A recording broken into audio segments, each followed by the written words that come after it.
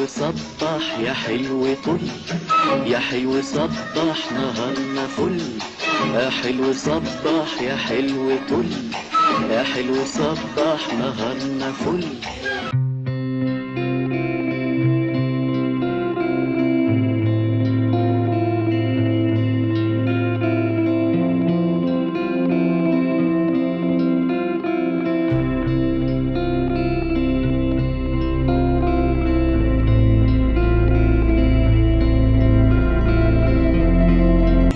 إذاعة الشرق الأوسط من القاهرة، ساعتنا 6:21. صباح الخير.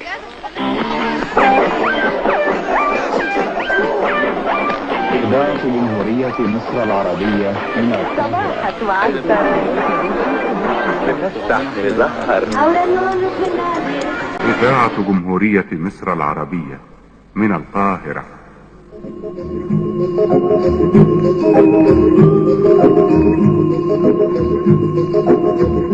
من حديقة الشعر والكلمات أقدم لكم قطرات الندى،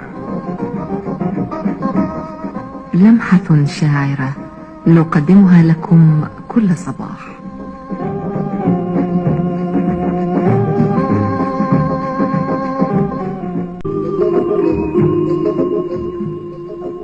قطرات الندى، سلوان محمود. الأوسط من القاهرة. يا ربي الملك، يا ربي الملك والأمر، والأمر لما أعدلك يا رب. يا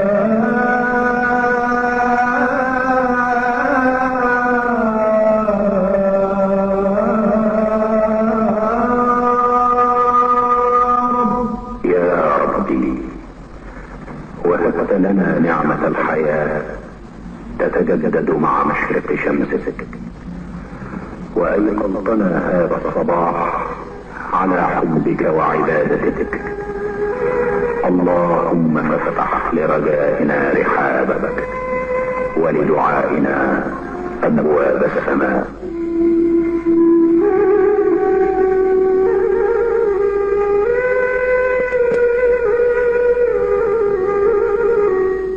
عزيز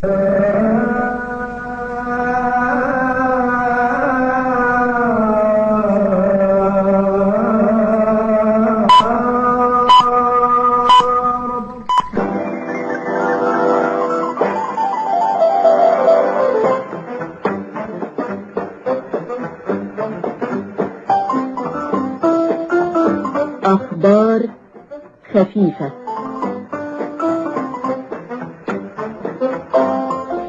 ويقدمها لكم اليوم حمدي عبد المجيد.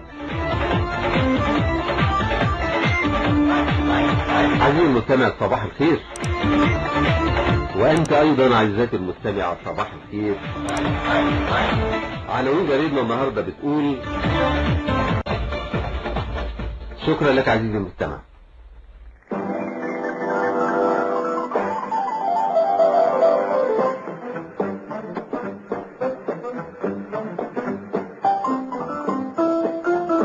أخبار خفيفة.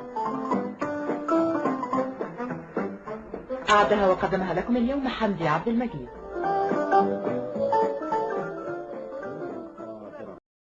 الساعة الآن 8:15 هنا القاهرة. بالسلامة يا حبيبي، بالسلامة، بالسلامة تروح وترجع بالسلامة، بالسلامة يا حبيبي، بالسلامة، بالسلامة تروح وترجع بالسلامة، تيجي زي الفحم. طريق السلامة، إعداد وتقديم.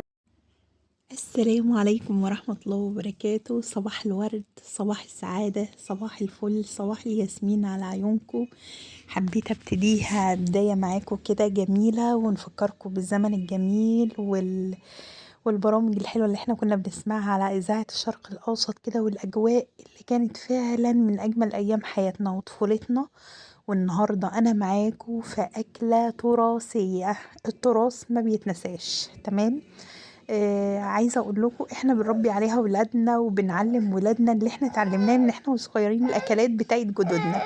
دي اكلة جدتي، زي ما قلت لكم دي أكلة جدتي، من الأكلات المميزة والمفضلة بالنسبة لي. أقسم بالله الله يديها الصحة وطولة العمر. جدتي مامة ماما يعني، تمام. جدتي لوالدي متوفية، تمام. ربنا يرحمها يا رب ويرحم كل أمواتنا. جدتي بقى الحبيبة، احنا بنقول عليها الحبيبة، ما بنقولش تيتا او جدتي، احنا بنقول الحبيبة دي زي تيتا او جدتي، تمام. يعني هي مش اسمها الحبيبة، تمام، بس الحبيبة دي اللي هو ايه، حاجة مقربة من قلوبنا، يعني حبيبتنا، حبيبة الأحفاد، تمام. فزي ما انتم شايفين انا بعمل مخروطة. الناس اللي من الصعيد والناس اللي عارفة القدوسية في اسكندرية، هي نفس فكرة القدوسية، هي نفس القدوسية بالظبط. احنا بنعملها على المكنة زي ما انتم شايفين، بس هي في الصعيد اسمها مخروطة. بتتعمل على نوعين زي ما انتم شايفين، ادينا بنسوي على البخار، تمام، جزء منها، وكمان في جزء تاني بنعمله بطريقة مميزة، ودي بقى طريقة جدتي، طريقة الحبيبة، حبيبة الكل. الله يديها الصحة وطولة العمر ويبارك لنا فيها. انا تقريبا وانا بدي طبق لبابا قال لي دي طريقة جدتك، يعني كانت مميزة قوي بالطريقة دي والاكلة دي، وان هي تعملها لنا بالشكل ده. الله يمسيها بالخير، الله يديها الصحة ويبارك فيها ويطول في عمرها، وهسيب لكم صورتها ان شاء الله في اخر الفيديو. حاجة كده بركة ولذيذة وربنا يحفظها، مجمعة الكل ومجمعة الحبايب ومجمعانا كلنا. والله لولا وجودها في حياتنا صدقوني العيلة كلها هتتفرق، تمام. فربنا يطول في عمرها ويديها الصحة يا رب ويخليها لينا. المخروطة الجميلة دي زي ما قلت لكم هي سهلة جدا، ما فيهاش اي حاجة ولا اي افتكاسات خالص. بتتعجن برشة ملح وشوية مية، وبيكون عجينتها ماسكة شوية.